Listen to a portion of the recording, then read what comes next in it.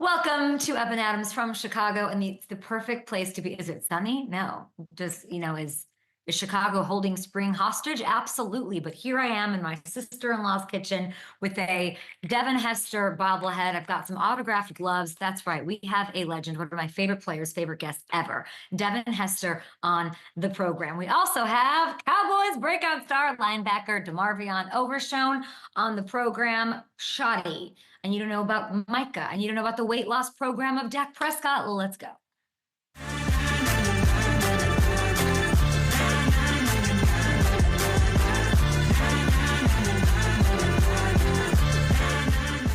So much to get to. My nieces are at school, so I've got a quiet house here in Chicago. Neighbors taking nice strolls in the 30-degree temperatures. And I want to say this to the world. Moving to California was the worst decision when it comes to, how do I say this? My toughness, my grit. I grew up here. I lived in New York for 12 years. Now, when I go somewhere where it's not Phoenix weather or perfect conditions, I'm a huge baby. I'm going to tell you this right now. I'm not going to go outside today. I will be in this house, cozied up. I've lost my edge. And that's what happens when you move to California. And I resent and hate California for that. At Up and Adams show, I do have this Devin Hester bobblehead that I found in this house in Chicago. Is there a Midwest household that does not have this bobblehead lying around? I also have, I've got a card, I think, postseason highlights, there you go, a little Tops action, my niece's artwork over here. I also have, and I'm going to handle this very gently, these are, I don't know where we got these. Oh my goodness, the Devin Hester signed gloves in a case.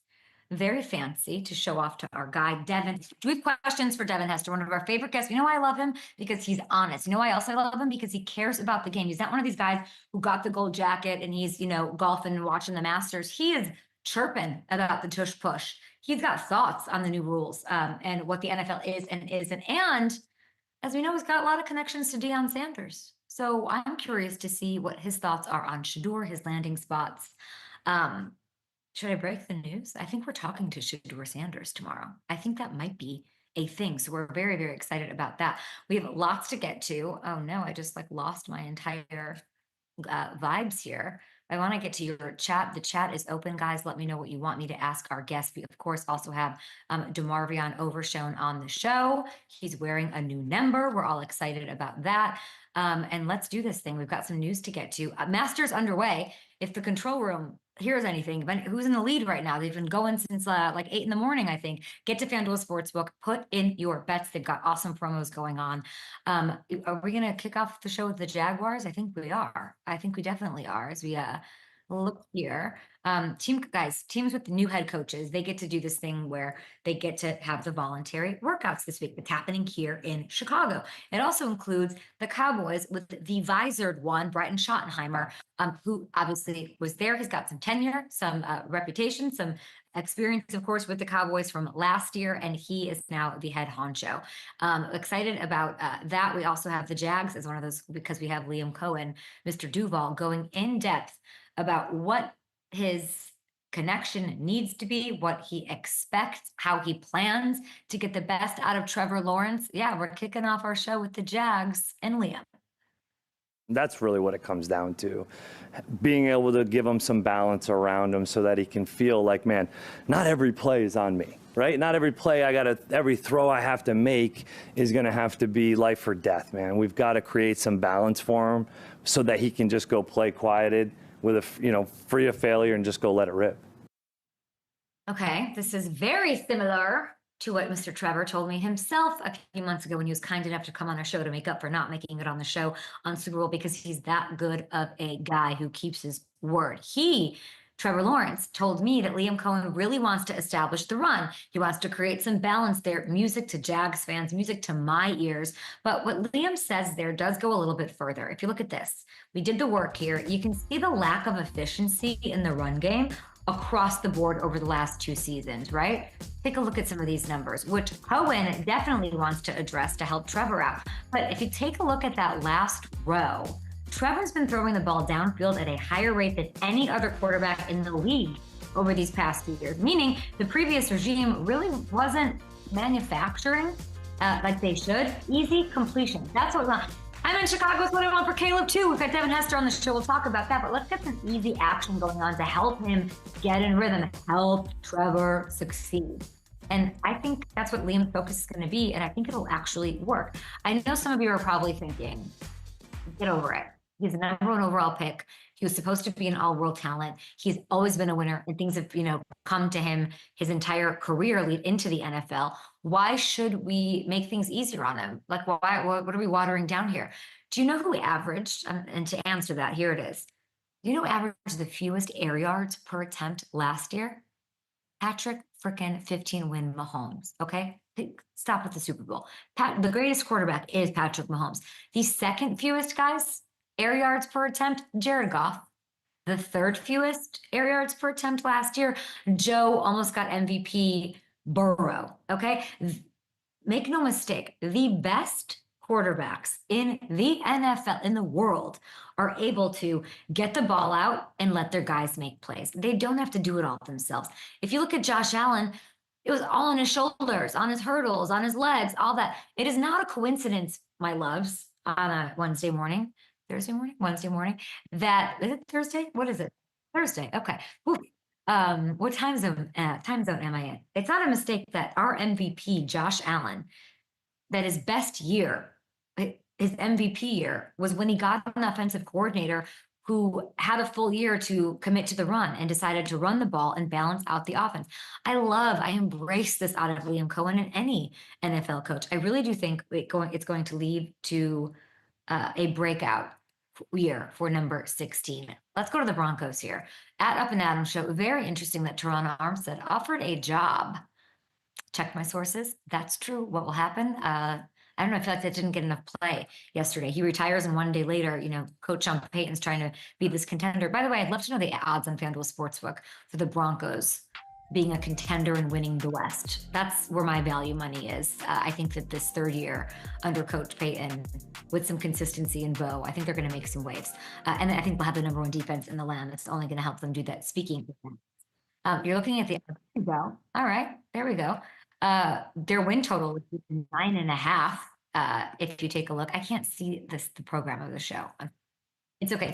But you guys are seeing it, which is great. If you look at the win total, I know it's 9.5 for this year. Not only that, you are getting plus odds if you take the over right now. The team won 10 games, rookie quarterback. They've already gotten better this offseason with the Greenlaw, Hufanga, with Evan Engram, who, I guess might be that joker. Are they still looking for a joker? Beyond the jump that I know that we'll see from Bo Nix, it's the best defense. You've got all these guys finishing third. It's like not a hot take to say with, they were first in sacks with Benito. I know they got to get that deal done. Zach Allen, they had all-pro seasons. This was a lockdown secondary with, of course, Defensive Player of the Year, Patrick Surtain, leading the way. That award only motivates, and now he wants a ring. I can't wait to see. It's Peyton and Peyton. What are you cooking up in this draft? What are we still cooking up here? I'd love to see improvement in the run game. I would love to see that overall, that they're going to take a big step. That's where the smart, I think the smart, entertaining, and responsible bettors are taking those odds on said Broncos, who, what was their win total last year? Like 6.5 or something. Absolutely irresponsible, but this is still too low. Masters, like I said, Masters going on. If you guys need to get ready for the biggest golf tournament, it's happening. Do we know who's in the lead? Who's at the top of the? Oh, 3 guys.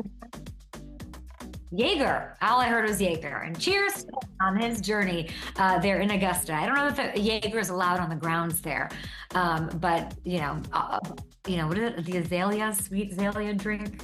I always just like the drinks. What does that say about me? Customers right now over on FanDuel Sportsbook, everybody's getting 30%. We're Oprahing this thing. Profit boost right now on top 5 bets. Who you think? Will Jaeger stay in the lead? Top 10 bets. I told you, Bill Zalatoris is my choice there because he's never not had a top 10 finish when he's participated in the Augusta activities. And you even get 30% off top 20 bets. So go ahead and do that. You can boost your winnings on any player to finish in that top 5, top 10, top 20 at Augusta. FanDuel, of course, the only place, the best place to bet on the very first major. Amazing markets. The drama unfolds. Don't wait. Download FanDuel, America's next number 1 sportsbook. Swing for some green at Augusta. I like to swing for some sun here in Chicago. Devin Hester, legend, icon, Hall of Famer on the show tonight.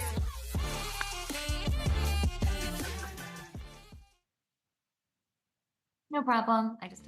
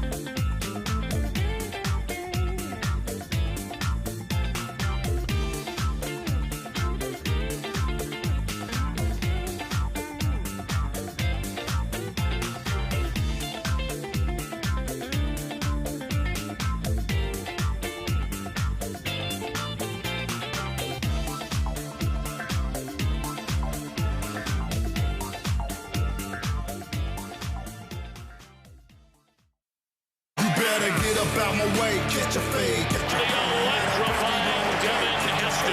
He's going to take it all away. Devin Hester has done it again for Chicago.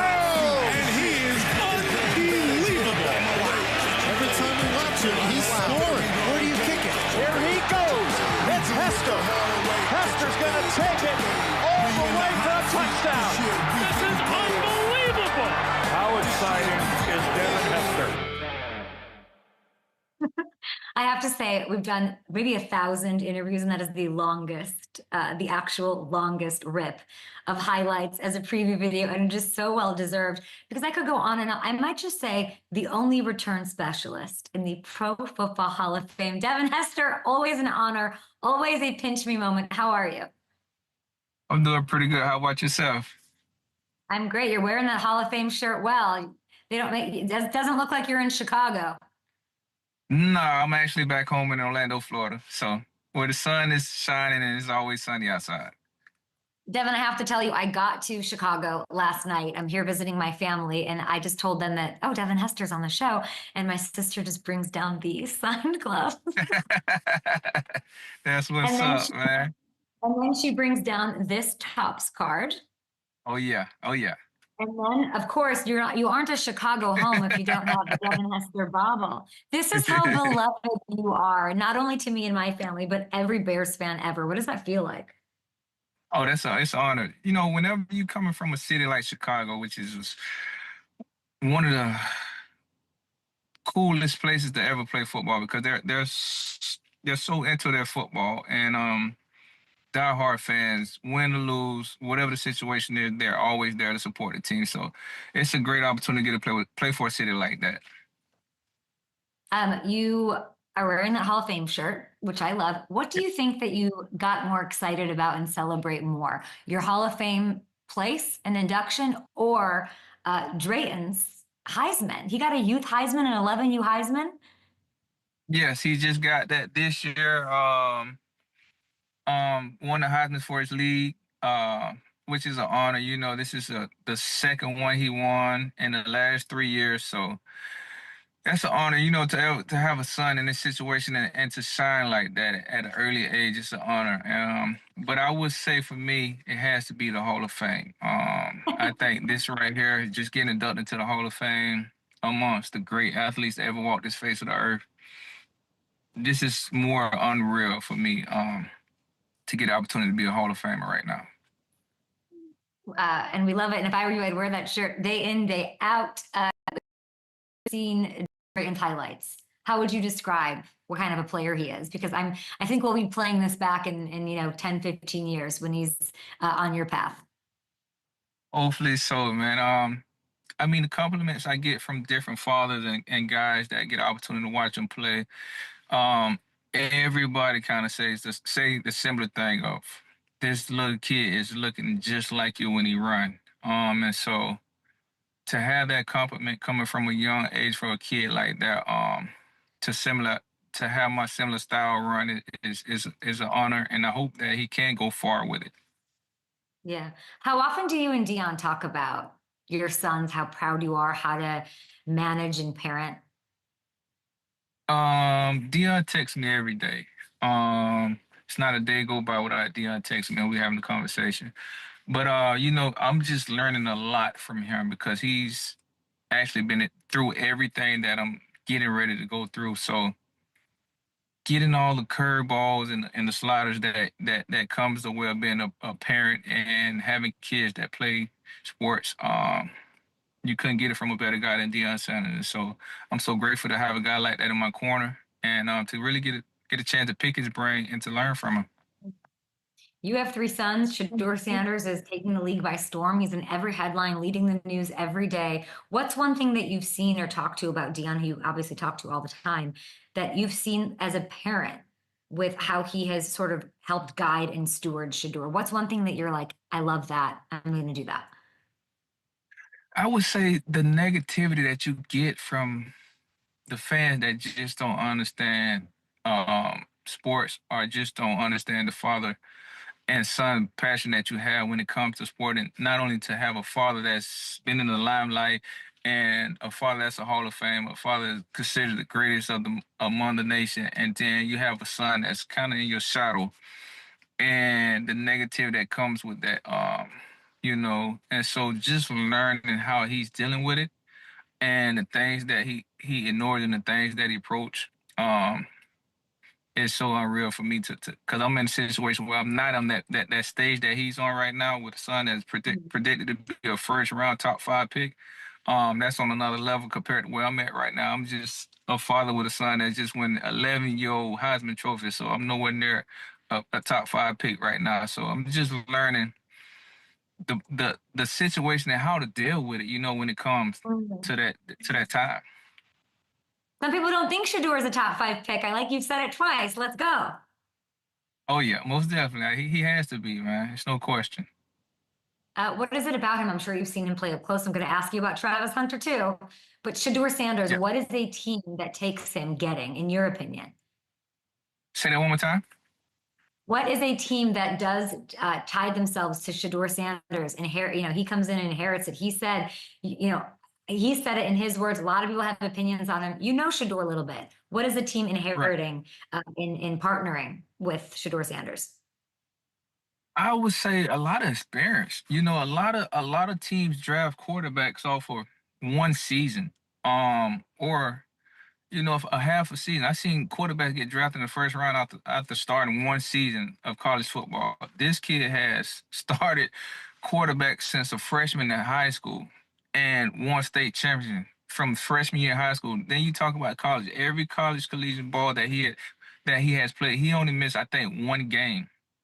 And so when you talk about a quarterback like that, you talk about a quarterback that's consistent, has the experience, because A lot of quarterbacks don't pan out because you have one good year in the league in college and then you expect to be a first-round draft pick. But this guy has a lot of experience and he has shown it and proven it for over 4 or 5 years. You know, not only talking about the high school career, but then you talk about the college career. He has proven consistently, and that's what you want in a quarterback, consistency, and that's what he has. Beautifully said. I get to talk to him later. I've never met him. I'm excited. I get to interview him later. What should I ask him? Just ask him just how has he been enjoying this last couple months, because I know right now it's hectic for him. A lot of people stabbing at him, a lot of people reaching out to him, wanting interviews, and you know, a lot of marketing deals coming at him. But just how has he been embracing it, and how have he accepted the role that he could face as being a leader of a national NFL team? I can't wait. I can't wait to see where he goes. We dug up a clip this morning. I was like, I'm sure Devin Hester has seen Travis Hunter play. I'm sure he's seen him up close in person. You were we caught you, 2024 Uh-huh. at Colorado. What are you saying to him here? You know, Travis is from the same neighborhood I'm from. We both from West Palm Beach. So Oh, I heard of Travis since he was in high school, you know, and middle school. He was one of the kids that kind of stood out in Palm Beach County. And so I knew Travis from back then. Unfortunately, he moved to Georgia, but he is from the same neck of the wood that I am from, which is West Palm Beach. So I knew about Travis way before a lot of people did. Travis is, yeah, a unique player. Can play offense and defense. It's just an athlete that will fit any team in the NFL right now. So whoever decides to draft Travis is going to be one of the most luckiest guys, and they won't regret it. I can assure you that. well, he's being linked to, or like mock drafted most to, the Browns, the Giants, the Patriots. In your Hall of Fame opinion, which team do you think would utilize him best? Out of the Browns, the Patriots, and the Giants, I The would Giants. say probably who would utilize him the best. I feel like Well, you the got to think Browns are the coach, struggling. right? Which it's got to be a coach that knows what they're doing, can manage, Right. can like get. The way I think about it, and I don't listen to me. Like I'm like, which coach can optimize him, develop him best, right? Browns, Giants, Patriots. So it kind of sounds like you don't like any of those. To be honest with you, I like the way the Giants are using their younger players. If you look at the player the receiver they had last year, which is a rookie that had over 100 receptions, um, Neighbors. they're not basing their team off veteran guys. They're basing their team off who can come in and make the plays. And Travis is a guy that's gonna come in as a rookie and make plays. And when you get an opportunity, you're in a situation where you have a coach like that doesn't care about the seniors or the older guys. Listen, we're gonna play whoever's gonna make plays. That's a fit for him. I don't know how it's gonna pan out when you talk about Travis playing offense and defense, but I can see him playing some offensive plays in the Giants as well as playing DB. Yeah, I feel like him with Malik Neighbors would be pretty spectacular to watch. And you know what it's Exactly. like playing Exactly. both sides of, yeah, both sides of the ball. You did it in college, of course. Like I was reading this morning about how, when you wanted to develop more as a wide receiver, Isaac Bruce helped you out. Remember those days? Right. Most definitely. Most definitely. That's when I was with Mark Trestman, and that's the offense that Isaac was in. And so when we hired Mark Trestman as OC, I got tied up with Isaac because we were both from South Florida, and I reached out to him. I asked him could I get a little training with him, and so we spent the whole summer working out, just trying to understand the type of receiver that Coach Mark wanted, and trying to groom into being that type of guy. And you did. The numbers show it in those years after hanging out with Isaac and really focusing on that. Your opinion matters so much, Devin. And I'm trying to figure out how I appreciate it you. does. You giving me It the high does. hopes. No, are you kidding? I think it matters what you say about Travis Hunt, especially now that I know that you've known him a long time. Like, help explain how special he is. How special of a talent is he? Travis has a unique talent that comes around every decade. Of course, we know what he can do on defense. The offense side of the ball is where you have to be a special OC to utilize that type of kid. The talent that he has, you have to have a OC that has a creative mind to say, hey, let's utilize this kid to his best ability. If he's if he's a type of receiver where he don't need all these deep balls, let's give him something short way and allow him to utilize his talent. That's the type of coach you're gonna need in Travis. So when it comes to OC, you need somebody that's unique, that's thinking outside the box, and not someone that's stuck to old coaching mentality where we running these basic plays and thinking he's going to succeed. You know, be very creative when you come to Travis. And if you are a very creative-minded coach when it comes to Travis, then he's going to succeed at offense. You're one of one. That's it. One of one, period. And especially in NFL history, as a returner. Years from now, do you think that we will view Travis Hunter as one of one? Most definitely. I feel like he's going to be one of the unique players where you're going to have to play him a little bit on offense and defense. If you look at my situation where I was drafted as a cornerback and didn't play no offense my rookie year and was the most dangerous guy on the offense side of the ball without even playing a snap on offense.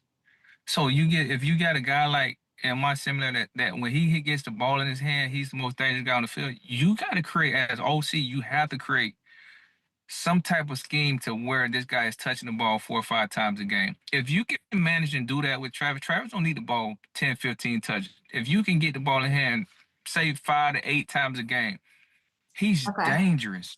He don't need the ball a lot. And that's what coaches have failed to realize with players like me, Travis, and those type of guys. We don't need the ball 10, 15 times a game. Find a way to get us the ball 5 to 8 times a game and watch what we do with it. And it has to be somebody, I think, that, and maybe it is Dable with the Giants, somebody that like also understand, like, did you want to play on every snap? Because we're hearing that from Travis, and you almost like, it makes me think, but he does. Me personally, see, I feel like Travis wants to play every snap because he feel like if he get drafted by a team, half of the team just say he's going to be a one-dimensional guy. So he's telling everybody that he wants to play every snap. But I feel like if Travis, wherever his heart is, whether it's defense or offense, the other side, where his heart is not, where it's you know what I mean, where it's leaning more on one side, the other side, if he can, I'll say offense, just say for instance, now, I don't know which side his mind is, but just say like I'm a defensive player, but I want to play offense. Of course I'm going to say I want to play offense because I want the ball, you know, so if I play 20 snaps a game on offense, but I start on defense, but I touch the ball 8 times, that's really what I want. I don't want to play 50 snaps on offense. 50 snaps on offense and touching the ball twice is a waste of time. You know what I mean? So if he can play 20 snaps on offense and touch the ball 8 times, that's perfect with a guy like Travis. Because touching the ball 8 times a game, he's going to at least score twice a game. And that's what coaches have to realize. That was my situation. Like if I touch the ball 8 times a game, I coach Little League football. But I mean, Dion does his thing. I feel like you could coach Travis Hunter. I could, because I know how to utilize Travis. Now I would just the same way Coach Prime utilized him. Like you find ways to get the playmakers the ball. They don't have to play 50 snaps on offense to touch the ball 8 times. You know, it's especially when he's going both ways. So if you're an offensive minded coach and I know how to utilize this talent and I know the plays that fit him the most and it's going to showcase his talent, then that's what I'm running for him when he get in the game. You just convinced me the Giants are the best pick for Travis Hunter. So we'll see where I think he'll crush it and be one of one wherever he goes. But opportunity matters. The surrounding environment, the culture, top to bottom matters. So let's talk about Chicago. Hall of Famer. Let's talk about it.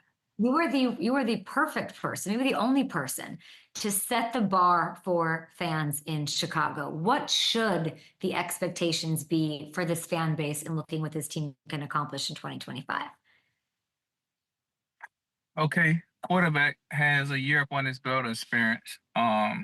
He understands the tempo, the speed now. I'm pretty sure. So he'll come in this year with way more confidence. I like the receivers that they have right now. I feel like we need another home run hitter with Swift at running back. I think that would even out the offense. Kind of like what Detroit is doing with the two backs. I feel like that right there would really, really open up the pass game. Like you really, really have to have. For some reason, it look like the two running back system is doing a great job in the NFL right now. So if we can get somebody to help out Swift, another home run hit in the backfield, it's gonna really, really open up the pass game. And I think that's the key right now is we got to get another explosive back in the backfield, and offense would take off, I feel like. Okay, I mean, the Bears have pick number 10. O-lineman Yeah. necessary. And Caleb needs to get rid of the ball a little quicker, but O-lineman necessary. Balancing the offense would help with that. Edge rusher, a tight end. What would you want? Would you want them to take a running back at 10? No. Yes? No? Yes. And the first in that top 10 pick, I feel like, what to should be we do? honest, it's so unique with the draft because you don't know who's going in the first 9 picks. You know, so the first 9 picks can set. It can change the draft. You know what I mean? Because I know for sure in the top 5 picks, it's going to be one of those picks going to be an unexpected, crazy draft pick that just shake up the draft.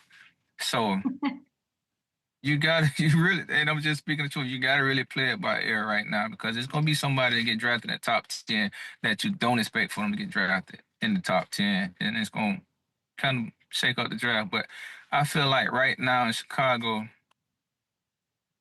we just need another playmaker, a big playmaker to stand out. Somebody that can put points on the board, to be honest with you. Okay. So the expectation is we are excited about how big of a leap with Caleb. You've met him now. We've seen him lead the team. Is there anything? Give me the one thing you need to see from him in this second year. I would say just getting rid of the ball a little quicker. I know he makes plays with his legs, but I would say, like you say, holding the ball a little bit. Sometimes you just gotta let it go. I would say make a decision a little faster this year. And I think that comes with the experience from last year of the speed of the game. This year, if he can get rid of the ball a little quicker, making the decision a little quicker is my answer. Get rid of the ball a little quicker. Make the decision quicker. You know what I mean? And sky's the limit for him. Oh, sky's the limit. Wait, that's a good expectation. I like that. I think Ben Johnson is sort of, on paper, this is a nice little marriage. Like this is a guy who you mentioned Detroit. He's trying to do that same mold and that, he manufactures things that make it easier for the quarterback. And then he does that. I love that pick. I love that pick that they got OC from Detroit. That's the type of offense we need. That's why I say bringing in another running back with this offense, that dual threat that you have in the backfield, it's going to open up the passing game. And if he can bring in that type of offense, the defense will feed off that. Chicago fans are watching this, and they're all messaging and tweeting right now. We've heard this before. It's another revolving door, a new system. He's a sophomore quarterback. Like it's tough to do that. That developmentally might mess him up. Like, how much faith do you have in Ben Johnson that I can get excited and that it's different? I have expectation. I think it'll work. I actually really think it'll work. What do you think? You got to. When we talking about a team, Detroit Lions, that 2-3 years from now, you didn't really pay attention to a team in the last 2-3 years where Detroit Lion Stadium, the seats was filled 80% of the time. When I played for Detroit, when I played in Chicago, the offense wasn't that excited besides Calvin Johnson. Now you can name 4 or 5 guys on the offense right now. The 2 running backs, Brown, the other receiver. All these guys are making plays. You have 4 or 5 weapons on offense now that's all popular right now. Back then, they only had one popular guy, which was Calvin Johnson. The offense that he's running, he's spreading the ball around. He's utilizing the 2 running back, and the receivers are getting off. That's what we Mhm. need in Chicago. And If Ben he ha- Johnson. if he puts up half of the numbers, say 75% of the numbers, the offense that he did last year, it's a work in progress. In 2 years, you will see the type of offense that Detroit Lions, if he can bring that to Chicago within, I give him 2 years. You know, if he can bring that in Mhm. 2 years, that the city would go crazy. Is there something about Caleb that impressed you? And he was a rookie. I know that we'll talk about Justin Fields and this awesome opportunity that he had, but you were a Fields guy. Is there one thing or a couple things that Caleb did to sort of win over the Hall of Famer? I would say, Caleb, you kind of never see him get frustrated. It was moments where plays broke down. Um, but he seemed like he was a team player. He seemed like he was a captain. He seemed like he was always positive. Um, Mm. and when you get that in the quarterback, you know what I mean? It speaks highly because we all know that quarterback gets the blame for when the offense is not doing good. And so he took on that leadership where he accepted the mistakes. He accepted when they played bad. You know, he kind of put the blame on him that I got to do better. So he embracing it. So now, it's like playing golf. Once you start realizing what you're doing wrong, that's when golf gets fun. But when you out there just hitting the ball and you don't know why it's going that way, you hate it. So Yeah. for him, he realizing that, you know what I mean, what's going on with what I'm doing wrong. I know I'm taking the ownership that I know this is why this hasn't worked or this play hasn't worked. I'm taking ownership. I know that. That's when football gonna get Mhm. fun for him. What are you doing right now, Devin? Where are you? I'm actually at a shopping plaza right now. My wife drove me out. She's finna go ahead and buy some, I don't know, pocketbooks and stuff she's talking about. So I'm actually just I, sitting in the car I'm right just, now, chilling till the I'm malls watching open up.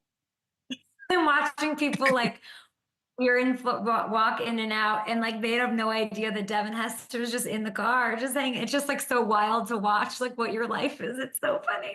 My wife, Last one. Go ahead, tell me. I'm a normal guy. Everybody gonna see me out in public. I'm not one of the type of athletes that shy away from the stores in the mall. I'm gonna always be out. So that's just I don't me. know. I don't know. I don't think you're a normal guy. I think you're one of one, and I don't think everybody has that shirt that you have on. Justin Fields, you were a big supporter. Leave the past in the past here, but he's in New York now. He has an opportunity. What do you think he'll do with it? I feel like Justin Fields is he's a system guy. The offense has to fit him. Hmm. Regardless, every player is not meant to be an old school pocket passer and forced to stay in the pocket. When Justin is a guy like Lamar Jackson, like you can't come in with the mindset this is my offense and this how we gonna run it. We have to adjust our offense on what type of quarterback we got, and that's what I learned at youth football, coaching youth football. You can't go in the mindset that this is the type of offense we're gonna run, and you don't have the type of players. Fit the offense around that quarterback and then move from that offense and then advance your offense. So in order for Justin to succeed and do well, they have to go back and watch film on his college days, maybe his high school days, and figure out what was he good at and what made him so unique where we drafted him and why he got drafted so high. And now you go back and do those type of things to help him out. Do you think they'll do that? Do you think they have the system for him? Either they have the system for him or he's just going to be a regular quarterback. That's Mhm. at the end of the day, coaches got to drop their egos and say, "Hey, this is the type of quarterback we got." You know, as an OC and a head coach, when you drafting this kid, that this what type of quarterback he is. Don't bring him there if you're trying to make him into another quarterback. And that's what coaches need to realize. Don't bring a quarterback in there and try to make him a different type of quarterback. You know what you drafting, you know what you're getting. So design your offense to fit him. You've been saying this a long time. about him and you're so frustrated about it because it doesn't happen. Maybe it happens with the Jets. We're going to take a short TV break. We're still live on YouTube because my favorite thing will be back on Up and Adams on the TV side, but still very much live on YouTube. I loved seeing you, because you could just shop and hang out with your wife and coach. You still you care so much about the NFL. You're not this I got my gold jacket and I love these rule changes had you heated a little bit. Yeah, very mad, man, because people don't know about the story when it comes to the kickoff return rule. All right. So I don't know if I told you this story, right? So every year the NFL has a meeting about what they like is going on. Well, a team meeting. So every owner, every head coach or whoever that's speaking on behalf of each team, they have a meeting. And the meeting is in the summertime. And they say, well, we don't like this rule. We don't like this, the way they challenge this or the pass interference or whatever the case may be. And so they all voice their opinions, right? And so majority of the time when they changing these rules, it's because a team doesn't have or can't do what another team does. For in my instant, right? The kickoff return rule became like this, and this is what I was told by a main source that was in the meeting, right? When they announced this rule, they had to pick, hey, let's move the kickoffs up so we can allow the kickers to kick it out the end zone, right? And so everybody looking crazy, all the special team coaches are raising their hand, I want to move it up because we don't have Devin Hester on our team. The only coach the only guy that didn't want the rule was my coach, right? Of course. So you look in this situation, this is what I'm getting frustrated about. Because your team don't have a Devin Hester type returner, you want the rule. So now we don't have to face this guy. Now with the tush push, right? So do you think if every team in the league had a quarterback and had an O-line to do the tush push, they would really want to get rid of it? Or do you think it's because they can't do it, so they want to get rid of it? And that's why they want to come up with these new rules, because the Philadelphia Eagles is getting away with it. It's like a 90% chance they're going to get the first down or get the touchdown. We can't stop it. How could we get rid of it? Now, the Eagles are pissed about this rule. Now, the other teams are happy because, listen, we don't have a Jalen Hurts that can squat 600 pounds that can force his way through the hole. So that's why they're coming up with the rule, man. Isn't it flattering? Wasn't flattering to you to you had this huge impact in that moment? That's pretty, I'd be like, yeah, I'm not good. You're trying to all be against me. I don't know. Right. I just felt good. That's why I call it the Devin Hester rule. It is the Devin Hester rule. And if they really want to go back and bring it up, please have them have this meeting and have the coaches that was in there, and then have my coach that was in there or whoever was in there on our behalf say, hey, this is really why it went down, because the rest of you guys didn't have a returner like mine, so you wanted the rule. If you would have had him on your team, you wouldn't want that rule to stand. Best take ever, the Devin Hester rule. You guys check that out on YouTube. We'll get that out on Twitter. I'm so grateful for you coming on the show now. Go get your Cheerios, your Wheaties, whatever you need to be getting on that shopping. Thank you. You were the absolute GOAT. Appreciate it. Thanks for having me. Whenever you ask, I'm always here to be on your show. That's the craziest thing I've ever heard. It's like a pinch me moment literally every time we are on the air. Devin Hester stopping by the show. And now we have another very special guest, a defensive balance to our program.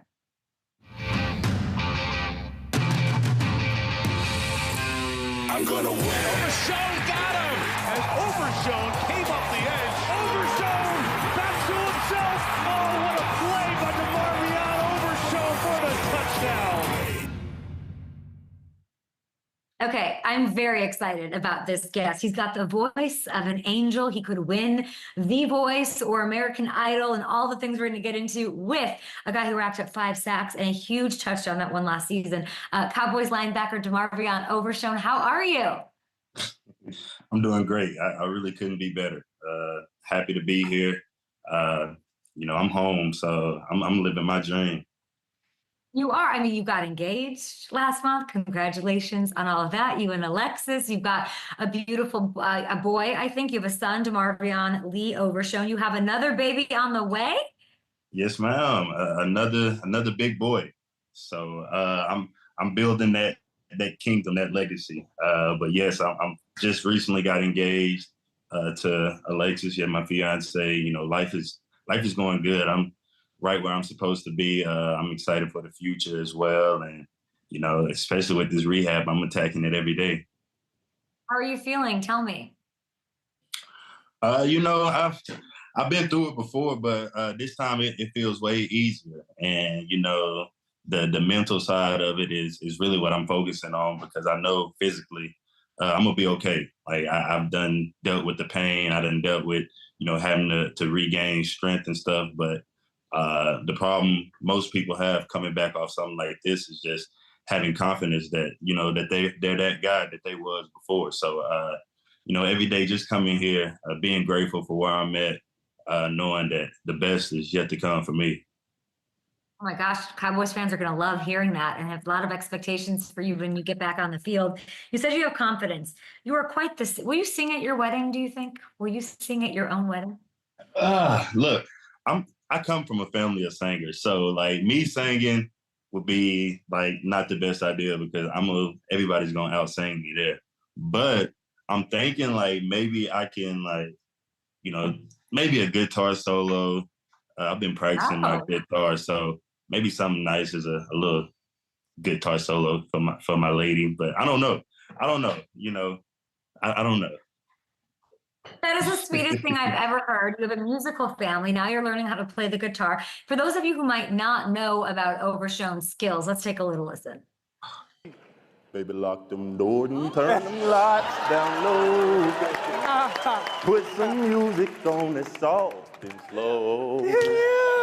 Baby, we ain't got no place to go. I hope you understand. Hey, I still get groovy to it. My son loves that video, so I listen to it on the daily. I love that. Why did you put your head down when I wanted to show that? You were like, don't pretend you don't love it. Look, it was in a moment thing. Like they called me out. I accepted the challenge, but that's not me. Like, anybody know me is like, I'm back in the shadows. Like I really don't put myself in the spotlight unless, you know, it comes on the field. Of course, I feel like my play just speaks for itself. But I'm kind of the guy to stay out of the spotlight. Leave me in the background.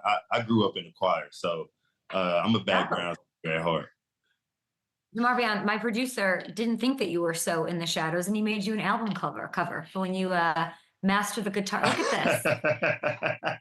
What do you think? Look, hey, that's actually on. I want to release a country album. I don't know when, but when I get this guitar down, I actually had a guitar class in college, and we all had to write our own songs. And I wrote a pretty good blues song. I'm gonna save it in a vault for some years down the road. I might add it to my deluxe album. But I want to do a country album. Look, I got a guy named Maris Leofold. Man, he sang your draws off. So I'm gonna put him on the Christmas album. I'm gonna put him on the country album. We're gonna get it popping. I love that. I think we have a little lag. I hope you can still hear me. Let's talk about the hugest news in the Cowboys world this week, that you are changing your jersey numbers, making history. Congratulations to you. You're back to being Agent Zero. Why was that important to you? Just my journey to the number. I officially switched to 0 after wearing 31 my first 2 years in college in 2020. And to me, 2020 was like a year of, okay, what's next for Demo? And I feel like really 0 really wasn't even the number that I was supposed to get. I was actually shooting for 1 that year, but 0 became available. And somehow I ended up getting it. But, you know, I always think leading up to the moment I got there and just leading up into throughout that season, what 0 just became a part of me. And it was more than just a football number, more than just like, my bad. It was more to me than just the number. And, you know, representing now for the Cowboys, not only being the first to do it at Texas, but now doing the first at Dallas. You know, you not too many times you see somebody that's the first to do something. So the fact that I'm able to do it for 2 organizations like this, I don't take that for granted at all. The zero Overshown. I love it. I need that New Jersey. I think it'll add a little something. That can be a Oh little yeah. spark. Oh Yeah. yeah. I gotta say, I heard it's more than making history. Like how did you get Jerry to agree? Because I know Jerry likes that number for Rowdy. He doesn't want to see anybody wearing that zero. How did this go down? Look, when I first came in, I think it was more so like people was expecting me to just get zero just based off of the fact that I wore zero in Texas. Like, okay, this is a sign. Like, zero's available in the NFL. He's coming to the Dallas Cowboys. He's from Texas. Hey, zero, this is what it's meant to be. But, I mean, to me, I like the way it went about. As much as I wanted in my first year, you just don't give a rookie with nothing to show for in the league, especially a number that's highly wanted by veterans on the player. It's something that, you want to make somebody earn or you want to wait to see how everything pans out. And so the fact that I got it now, it actually means more to me than, just being given the number when I got here. I feel like I earned it. I done the right things to get it. And now, it's, look, the blessing is here. I manifested it, and now I'm wearing zero. I love it. I wonder, is Rowdy going to be mad at you? Or y'all going to fight what? Look, me and Rowdy are like this. Like, there's no tension between me and Rowdy. He's rocking the double zero. I got the zero. Like, we the O's, we the zeros, and so we rocking. I like that you're saying you earned it and you wasted no time doing it. Let's go back to week 1. You were sidelined your entire rookie year. That's adversity. You make it through. Your first game, you're like, I'm here. You lead the team in tackles. You get this huge sack. How did that feel in your Cowboys debut? It felt like I had been waiting a year to do that. And, just getting on the field, especially with the guys that I get to share the locker room with, the brotherhood that we got here, just being on the field with them, it meant something. But doing it on a national stage with the best of the best, just being able to showcase what I knew I could do. Like, my whole rehab throughout my rookie year, it really wasn't me questioning if I was going to be good enough to play in the NFL. I knew what it had to take. It was just about, making sure my head was where it's supposed to be. And as far as, my mental, trusting that my knee was okay. And I went out there and just played free. I really didn't overthink it. Look, I play football. I've been doing it since I was knee-high to a grasshopper. So going out there, it was just football. I really like your energy. I really like that you're focused on the mental part. And I want to show you something. You worked your way into quite a list, quite rare. And I think you deserve a lot of credit for that. Only 5 players put up 90 plus total tackles and 5 or more sacks in the whole league last year. You did it in 12 freaking games. That's insane. What is it like seeing your name next to, legends like Levante and stars like Derwin? That's crazy. That's awesome. Yes, this is definitely a good list to be a part of. And the fact that you said, doing it in 12 games, I think that just shows when I say, like, that was just the tip of the iceberg. Like, we ain't seen nothing yet. That was rookie year coming off of ACL. So now, seeing that and knowing what I'm capable of doing in this league and capable of being, in this league, it's going to continue to push me to be at that level. I'm nowhere near where I'm going to be. And I just look at this rehab as another step, another chapter in my book, another way I get to share my testimony again. So I definitely don't take that for granted, being on that list, seeing those numbers. It's not easy in the NFL. It's not easy. And the reason I talk like this is because I know what's next for me. I've already done seen it in the vision. Like, I believe what's coming for me is truly special. So that's why I know I'm going to be okay when I get back on the field. When do you envision, manifest, and pray that you'll be back on the field? Look, if you ask me, it's training camp. I'm strapping up my boots towards the end of the training camp. I'm flying around. Now we just, we being safe. It's a long game. This is one of the things, as good as I feel, AP, 8 months warrior, come back, you know, and have one of the greatest running back seasons ever. You know, it's East Texas water. That's my guy. I got to talk to him about it. But you know, nowadays being young in my career, it's something that you don't want to rush. So you know, probably start off on the PUP list, but I'm not throwing away starting off at week 1. Like I'm never throwing that out the door. That's something I'm working for. Yeah, I'm working for that. So best believe when I come in here every morning, like I'm looking at playing week 1. That's what I'm working towards. But I know we got professionals and trainers that's been doing this for 2 decades, 3 decades. So I'm definitely gonna trust what they got planned for me. You're there at the facility working out. Is Micah there? Micah, he's in and out. Yeah, I see Micah and we chop it up. He'll tell me about what's going on. But yeah, he's in and out. What's going on? Look, I'm out of the loop as much as you. Look, as much as we chit chat and stuff, man. It's just two brothers. We kind of leave the business and stuff out of it. I love to see him venturing off and doing what he's doing outside of the facility because it's something that you convinced Jerry to let you wear a 0 when he said he didn't want to. Are you helping Jerry get this Micah thing extended? Because that needs to happen before you get extended. Y'all need to come together and make this happen. Look, I plan on playing with Micah for years to come. We both want the same thing, to retire Dallas Cowboys. Yeah.